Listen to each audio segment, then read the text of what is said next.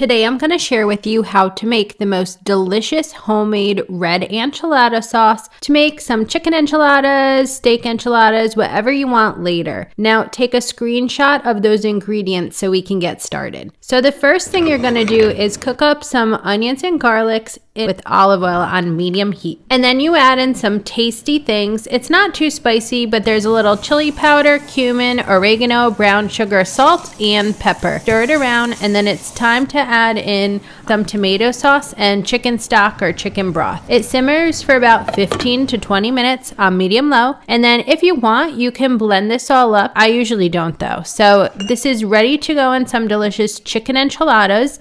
I have a few recipes for different ways to make chicken enchiladas on Sip, Bake, Go. Smoke them, you could bake them in the oven, air fry chicken enchiladas. So definitely check out those recipes. See you soon on Sip, Bake, Go.